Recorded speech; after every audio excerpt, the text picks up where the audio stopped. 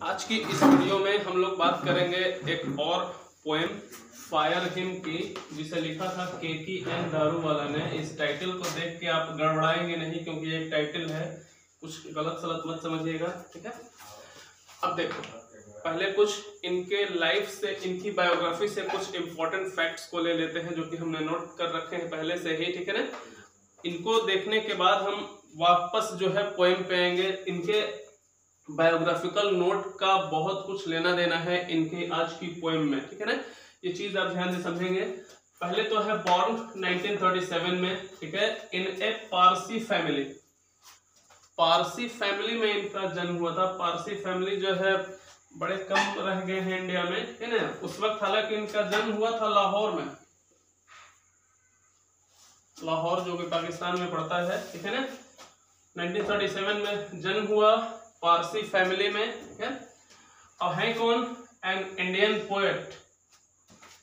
India के एक बहुत ही जाने माने कवि हैं, ठीक है, एंड शॉर्ट स्टोरी राइटर। ना सिर्फ कवि थे बल्कि शॉर्ट स्टोरी राइटर भी थे। शॉर्ट स्टोरी राइटर का मतलब है कि जो छोटी छोटी कहानियां होती हैं वो लिखने वाले, ठीक है। एक चीज और, he was an IPS officer, ठीक है। इंडियन पुलिस सर्विस में काम करते थे, IPS ऑफिसर थे। IPS ऑफिसर होने के साथ साथ जो है इनको क्या था? Having interest in literature. साहित्य में बहुत ज्यादा दिलचस्पी थी, इस वजह से इनको जो है साहित्य में रुचि जगी। इंग्लिश लिटरेचर में ये जो है काफी कामयाब भी हुए। अपनी प्रसिद्धि के झंडे इन्होंने काफी दूर दूर तक गड़े हैं, ठीक है ना। उसी प्रसिद्धि का नतीजा ये था कि ही गॉट द साहित्य अकेडमी अवार्ड। उन्हें साहित्य अकेडमी अवार्ड दिया गया कब? 1984 में। आपको मैं बता दूं, भारतीय साहित्य लेखन में साहित्य अकेडमी अवार्ड का जो दर्जा है वो सबसे ऊपर है, ठीक है। इंडिया के सबसे मानिंद लेखकों को जो है ये प्रेस्टिजियस अवार्ड साहित्य अकेडमी दिया जाता है। KKN दारूवाला के नसीब में ये अवार्ड आया कब? 1984 में। किसी भी इंडियन राइटर को अगर साहित्य अकेडमी दिया जा रहा है तो इसका मतलब अपने आप में वो बहुत ज्यादा डिस्टिंग्विश्ड पोएट है, ठीक है। अब देखिए, ये साहित्य अकेडमी मिला जरूर, लेकिन किस बुक पे मिला इनको साहित्य अकेडमी अवार्ड वो देख लेते हैं। For his collection the keeper of the dead. ये कविताओं का एक कलेक्शन था, ठीक है ना। ये एक कलेक्शन था, ठीक है। इसी कलेक्शन पे इनको साहित्य अकेडमी मिला था 1984 में। जनरली कोई तो बुक होगी जिसपे वो पुरस्कार आपको दिया जाएगा, वो बुक वही थी, the keeper of the dead. हो सकता है ऑब्जेक्टिव क्वेश्चंस में ये पूछ ले, आप ध्यान रखेंगे इसका। अब हुआ क्या? He was awarded Padmashri. Padmashri एक सिविलियन अवार्ड है, इंडिया में दिया जाता है मानिंद नागरिकों को जो अपने फील्ड में बहुत ज्यादा डिस्टिंग्विश्ड कार्य करते हैं। तो मैंने अभी कहा कि बहुत ही नोटेड इंडियन पोएट और शॉर्ट स्टोरी राइटर थे, बहुत ही प्रसिद्ध लेखक थे, चाहे कविताओं की बात करें, शॉर्ट स्टोरी की बात करें। उनकी इसी उपलब्धि को देखते हुए उन्हें पद्मश्री से नवाजा गया कब? 2014 में, ठीक है। अब जरा देखिएगा नोटेड वर्क्स। नोटेड वर्क्स का मतलब है कि कौन कौन सी ऐसी किताबें थी इनकी जिनकी वजह से इनको बहुत ज्यादा प्रसिद्धि मिली। पहली बुक है अंडर ओरियन, याद रखेंगे इसको, अंडर ओरियन, एपैरिशन इन अप्रैल, ठीक है, ये 2 किताबें। तीसरी है स्वॉर्ड एंड एबिस, ये 3rd बुक है। क्रॉसिंग ऑफ रिवर्स, ये एक और बुक है। मतलब कि इन 4 किताबों ने जो है KKN दारूवाला को बहुत ज्यादा फेमस कर दिया लिटरेचर की दुनिया में। अब जरा ध्यान से समझ लीजिएगा कि ये जो पारसी फैमिली हमने लिख रखा है यहाँ पे, इस शब्द का बहुत गहरा मीनिंग है इस फायर हिम की कविता में। अब हम आपको इस पोएम का लाइन बाय लाइन जो है एक्सप्लेनेशन समझाते हैं। देखिए, अब बात करते हैं इसके मेन टेक्स्ट की। पहले आप इस पोएम का बैकग्राउंड समझ लीजिए अच्छे से, उसके बाद ये पोएम और बेहतरीन ढंग से समझ में आएगी। पोएट की उम्र अभी बहुत छोटी है, ठीक है, और वो अपने फादर के साथ एक दिन नदी के किनारे जो घाट होते हैं, ठीक है ना, वहां से होके गुजर रहा था।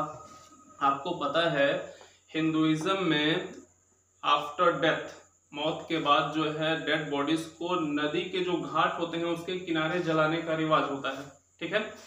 तो वहां से जब होके गुजर रहा था पोएट, तो देखा कि जो है कुछ लाशें जल रही हैं। ये सीन देख के वो थोड़ा सा डर गया, लेकिन देखा कि जो है एक लाश ऐसी है जो कि आधा जला हुआ था, ठीक है ना, उसके शरीर पार्ट्स ऑफ बॉडीज जो है कुछ अधजले रह गए थे। अब एक चीज समझिएगा, यहां से हमने कहा था कि पोएट जो है वो पारसी है, ठीक है। पारसी लोग जो है वो आग के पुजारी होते हैं। पारसी लोग आग के पुजारी होते हैं, आग की पूजा करते हैं वो। अब एक चीज बताइए, जिस चीज को आप अपना भगवान मान रहे हैं, अगर ये अपना काम करने में असफल हो जाए तो जाहिर है इसके जो मानने वाले होंगे उन्हें थोड़ा सा बुरा लगेगा। चूंकि आग के पुजारी होते हैं पारसी लोग, जब पोएट ने देखा कि आग अपना काम सही से नहीं कर पाया, आग का काम क्या है, जला डालना बॉडी, देखा कि आग ने अपना काम तो सही से किया ही नहीं, ठीक है। इसीलिए अब वो कहता है कि मैं कसम खाता हूं कि अब जो है तुम्हें अपना काम मैं भूलने नहीं दूंगा, पोएट कहता है। बाकी चीजें जो है आप यहां से समझेंगे अच्छे से। चलिए लाइन बाय लाइन इसका एक्सप्लेनेशन करते हैं। कह रहा है the burning ghat erupted phosphorescence. Burning ghat किसको बोल रहा है? घाट तो आप समझ रहे हैं कि ये नदी का किनारा है। नदी के किनारे के जो घाट थे उनको कहा है बर्निंग घाट, यानी कि जलते हुए घाट। घाट नहीं जल रहा है बल्कि लाशें जल रही थी वहां पे, ठीक है ना, क्योंकि बहुत सारी लाशें जल रही थी वहां पे, इसलिए उस घाट को ही बोल दिया क्या, बर्निंग घाट, ठीक है। जलती हुई लाशें जो है क्या कर रही थी, इरप्टेड, इनसे निकल रहा था। इरप्ट का मतलब होता है टू कम आउट, निकलना। फॉस्फोरेसेंस, फॉस्फोरेसेंस क्या है, फॉस्फोरेसेंस बोलते हैं डीम लाइट को। आपने गौर, डीम का मतलब होता है धीमा और लाइट का मतलब प्रकाश। आग जब बहुत फ्लो में जलती है तब तो, जब आग की लपटें उठती हैं तब तो बहुत ज्यादा प्रकाश होता है, लेकिन वही आग जब बुझ जाती है तो धीरे धीरे उसका प्रकाश क्या होता है, मंद पड़ जाता है, ठीक है ना। उसी हल्के लाइट को क्या कह रहा है, फॉस्फोरेसेंस। बोल रहा है कि जो डेड बॉडीज जल रही थी वहां पे, उसकी जो लाइट थी अब वो धीरे धीरे क्या हो रही थी, मंद पड़ रही थी, क्योंकि जो लपटें थी वो खत्म हो गई थी आग की, अब उसका अवशेष भर बचा हुआ था, ठीक है ना। उसी डिम लाइट वाले फायर को कह रहा है क्या, फॉस्फोरेसेंस, ठीक है। मतलब ये कि जलती हुई चिताओं से क्या निकल रहा था, धीमा धीमा प्रकाश निकल रहा था, ये पहले लाइन का मतलब है। And wandering ghost lights, wandering ghost lights, light जो थी उससे जो प्रकाश निकल रहा था, डेड बॉडी से जो प्रकाश निकल रहा था, उसके लिए इस्तेमाल किया है घोस्ट लाइट। घोस्ट आप जानते हैं कि एक ऐसी चीज होती है जो आदमी के दिल में डर पैदा कर रहा है। घोस्ट का मतलब भूत होता है, तो लाइट को यहाँ कह रहे हैं घोस्ट लाइट। बोल रहा है यहाँ पे कि यहाँ पे वो बात कह रहा है कि जो लाइट थी वो घोस्ट से कंपेयर किया हुआ है। लाइट को घोस्ट बता रहा है कि जो वांडरिंग घोस्ट लाइट्स थी वो क्या कर रही है, फ्राइटेंड, वो डर पैदा कर रही थी। फ्राइट का मतलब डरा देना, ठीक है ना।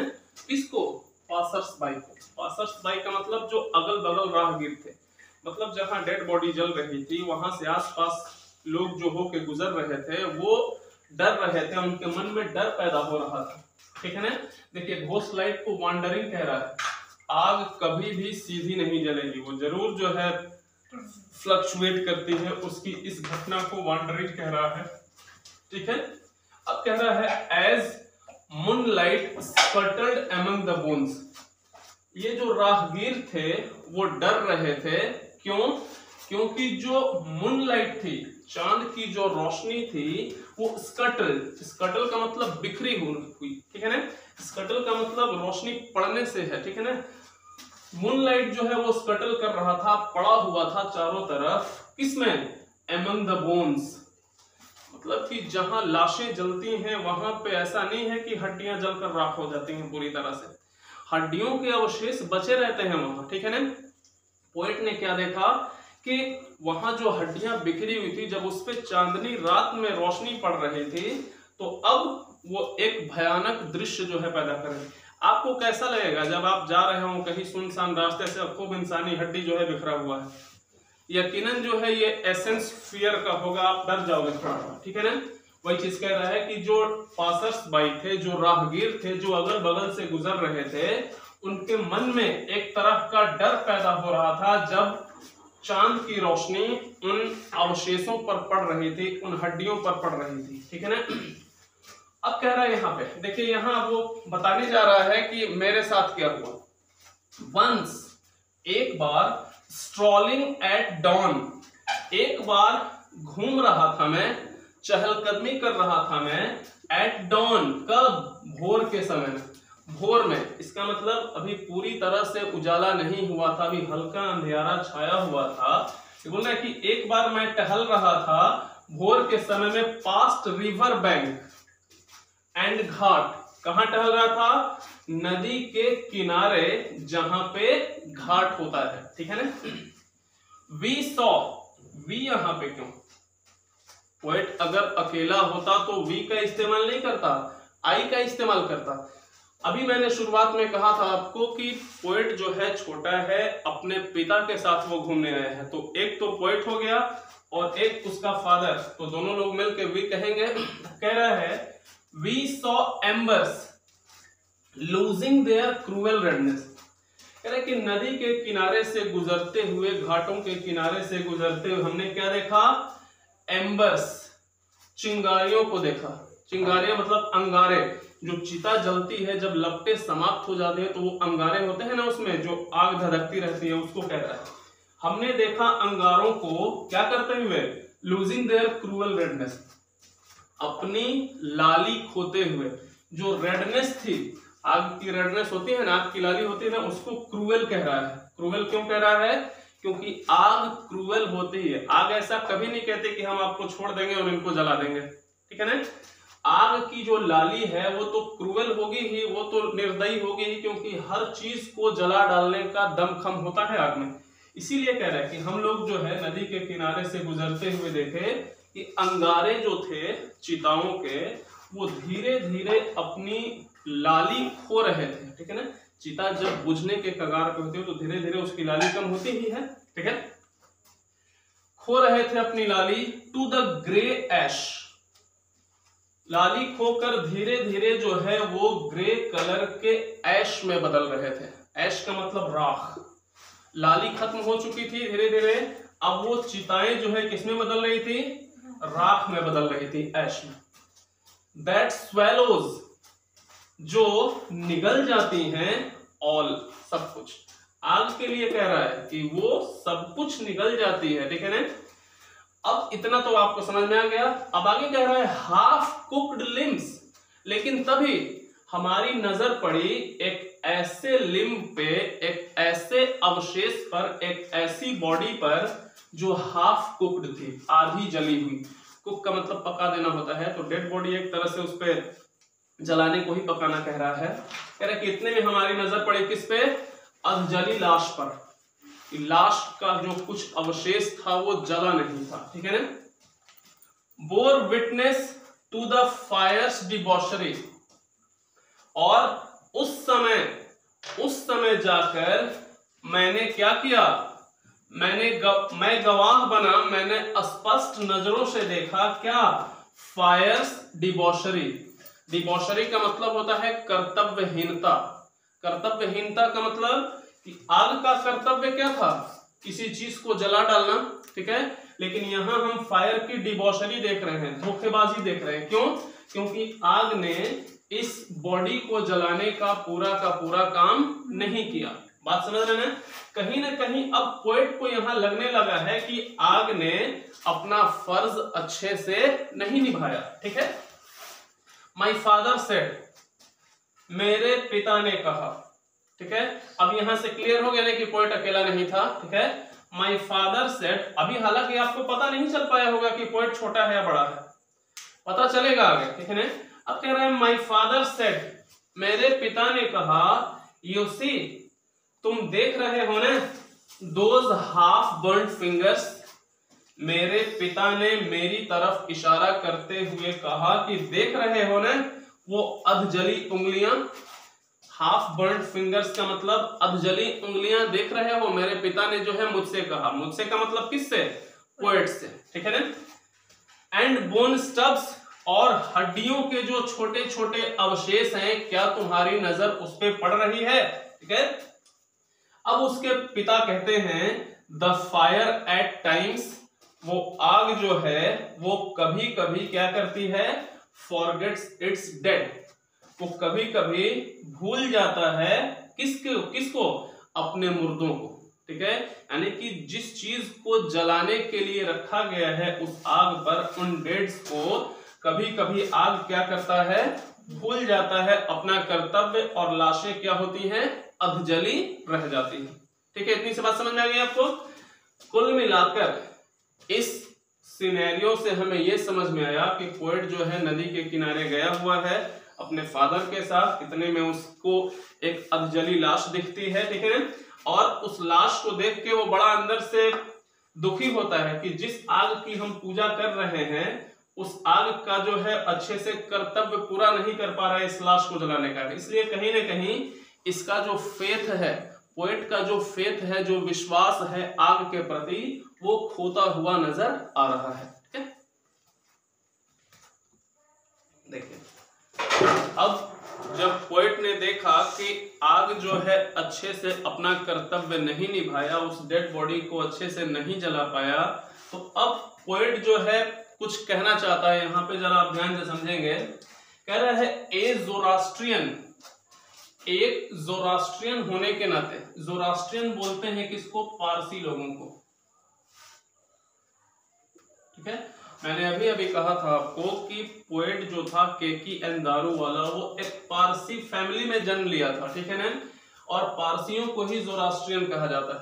कह रहा कि ए जोरास्ट्रियन, ठीक है, एक पारसी होने के नाते मैं माई चाइल्ड फिंगर्स क्लेंच्ड, चूंकि मैं एक पारसी था, आग को देख लिया था अपना कर्तव्य अधूरा छोड़ते हुए, इसलिए अब बात आम की हो गई थी।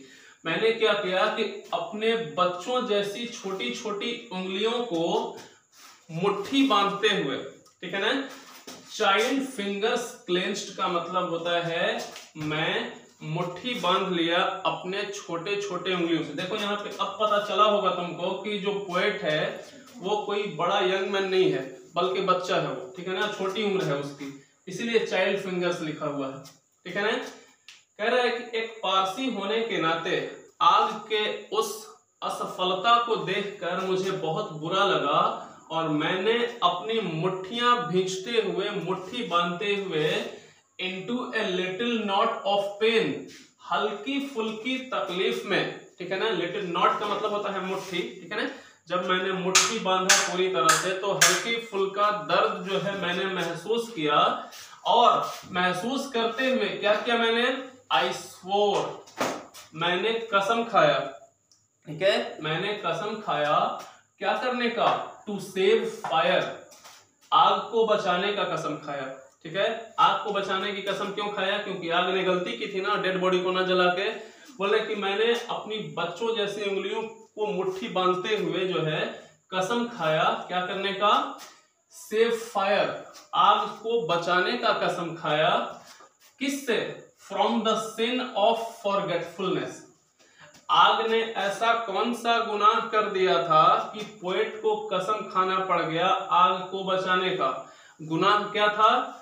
From the sin of forgetfulness, ये जो भूलने का गुनाह किया था ना, फॉरगेटफुलनेस का जो गुनाह किया था आग ने, कि बॉडी को वो नहीं जला पाया था, उसी के लिए कसम खाया कि मैं कसम खाता हूं आज कि अब कभी भी आग को भूलने का गुनाह करने नहीं दूंगा, ठीक है ना। उसने, पोएट ने कसम खाई कि अब आज के बाद मैं नहीं दूंगा, आग को भूलने की बीमारी से ग्रसित होने नहीं दूंगा मैंने।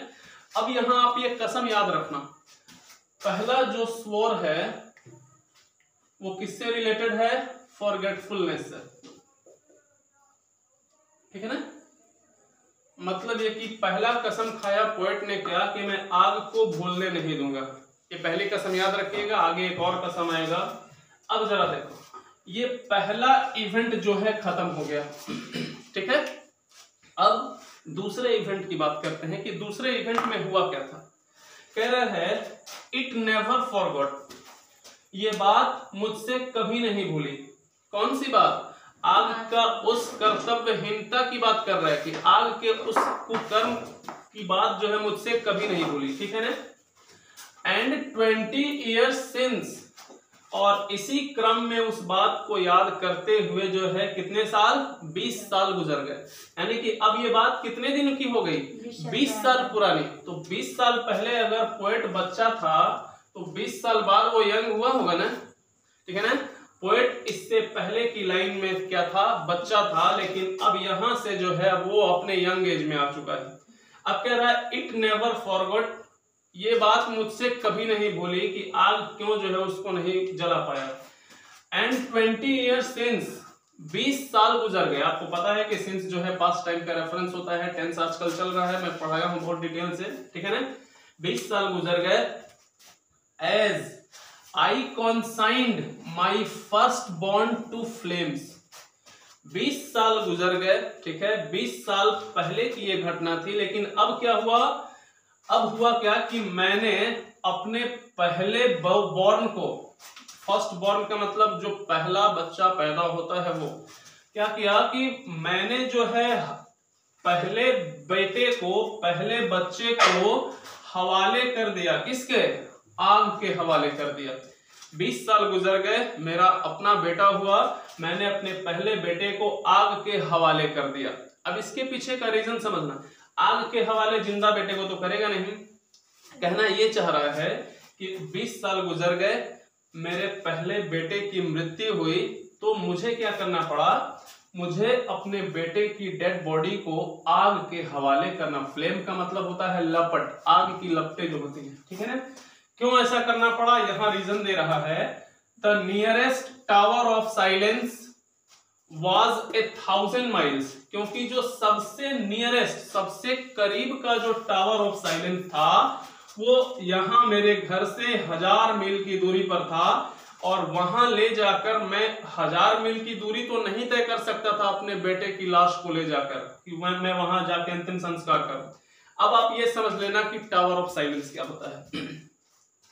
इस्लाम में डेड बॉडीज को दफनाने का रिवाज है, उसी तरह हिंदुइज्म में डेड बॉडीज को जलाने का रिवाज है, ठीक है। लेकिन पारसी लोग क्या करते हैं, इनका बड़ा विचित्र तरीका है अपने डेड बॉडीज को जलाने का और अंतिम संस्कार करने का।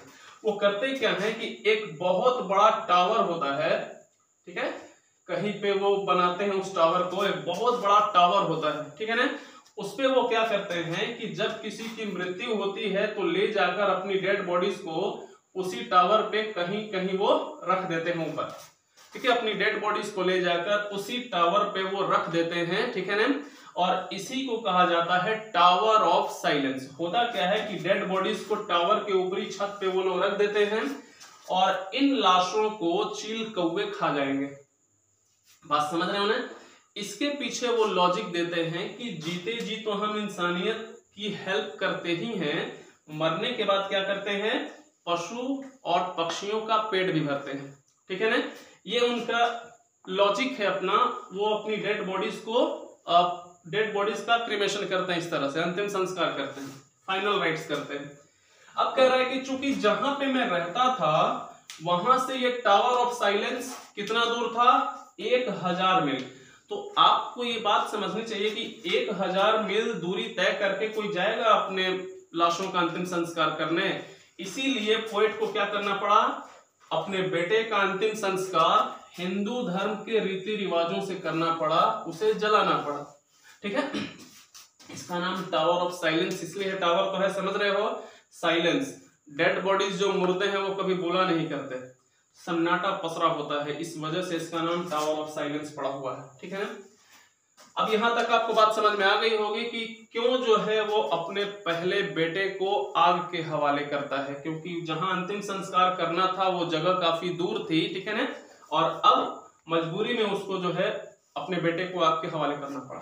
अब देखो, the fire hymn said to me, ये हिम जो वर्ड है वो आपको बार बार तंग कर रहा होगा। हिम का मतलब होता है भक्ति गीत, हिम बोलते हैं भक्ति गीत को, ठीक है ना, भजन वगैरह जो होता है उसको हम लोग बोलते हैं हिम। फायर हिम का मतलब एक ऐसा भजन जो आग के लिए लिखा, आग की प्रशंसा करते हुए लिखा गया है। कह रहा है the fire hymn said to me, the fire hymn said to me का मतलब जो फायर थी उसने जो है मुझसे कहा।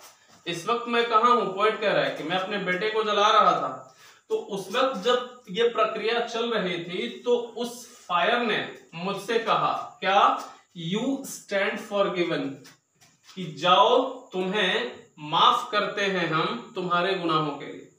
अब यहां पे पोएट ने कौन सा गुनाह कर दिया कि आग को कहना पड़ रहा है कि जाओ हम तुम्हें माफ करते हैं। गुनाह क्या हो गया था, गुनाह ये हो गया था पोएट से, क्योंकि उसने अपने बेटे का जो अंतिम संस्कार था वो अपने रीति रिवाज से नहीं किया।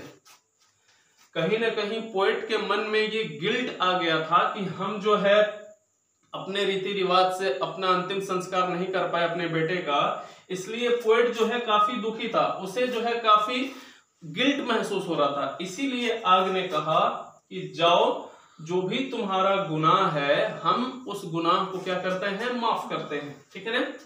ब्रोकन, पोएट कह रहा है कि मैं टूट चुका था। जिसका बेटा मर जाएगा, पहला ही बेबी जिसका मर जाएगा वो टूटेगा नहीं तो जुटेगा, वो तो टूटना ही है उसको। कह रहा है कि मैं टूट चुका था अंदर से, मैं पूरी तरह से दुखी था, येट रिबेलस, लेकिन फिर भी एक विद्रोह की भावना मेरे मन में चल रही थी। आपको पोएम पढ़ने से ये लग रहा होगा कि कहीं ना कहीं पोएट अपने साइकोलॉजिकल इफेक्ट को बताने की कोशिश कर रहा है। यहाँ पहला बेटा मर गया, मैं टूट चुका था, येट रिबेलस, मैं फिर भी विद्रोही विचारधारा से पीड़ित था यहाँ पर, ठीक है, विद्रोही विचारधारा मेरे मन में आ रही थी। मैंने क्या किया, आई स्वोर दिस टाइम, मैंने कसम खाया इस बार भी। एक कसम पहले खाया था ना कि मैं आपको भूलने नहीं दूंगा, ठीक है। आई स्वोर दिस टाइम, मैंने फिर कसम खाया इस बार, ठीक है, टू सेव इट, कि मैं इसे बचाऊंगा। किसको, फायर को, आग को, किससे बचाऊंगा, from the sin of forgiving, ये माफ करने का जो गुनाह इस बार आग कर रहा है यहाँ पर कि जाओ तुम्हें माफ करते हैं, आज के बाद हम कोई ऐसा मौका नहीं देंगे आग को कि उसे जो है मुझे माफी देनी पड़े। मतलब दो बार कसम खाया पोएट ने, एक बार ये कि मैं आग को भूलने नहीं दूंगा और दूसरी बार ये कि मैं उस आग को माफी करने के लायक भी नहीं छोड़ूंगा, ठीक है ना। क्यों, इसलिए क्योंकि वो यहाँ पे डिक्लेयर कर देना चाहता है कि आज के बाद जब हम अपनी डेड बॉडीज को टावर ऑफ साइलेंस पर ही, आज के बाद, इस डेथ के बाद की बात कर रहा है कि आज के बाद हम कभी भी अपने रीति रिवाजों से मुड़ेंगे नहीं, ठीक है। इसलिए आग को मौका मिलेगा ही नहीं कि वो मुझे माफ करने की कोशिश करे। कुल मिलाकर इस पोएम में अपने पारसी ट्रेडिशन को बहुत ही बेहतरीन ढंग से जो है पोएट ने एक्सप्रेस किया है। I hope this video will give you insight, a better understanding of Parsi religion, and further this poem will create an interest within your heart to look all these videos, to watch all these videos with your friends। मैं उम्मीद करता हूं कि आप जो है इन तमाम videos को अपने दोस्तों तक जरूर पहुंचाएं। इंटरमीडिएट की सीरीज हम लेकर चल रहे हैं अभी। मुझे उम्मीद है कि ये सारी चीजें जो है आपको समझ में आ गई होंगी। बाकी जो है आप इस वीडियो को शेयर कीजिए। हाँ, आपके जो कमेंट्स होते हैं वो मुझे बहुत तरह के बूस्टिंग इफेक्ट देते हैं।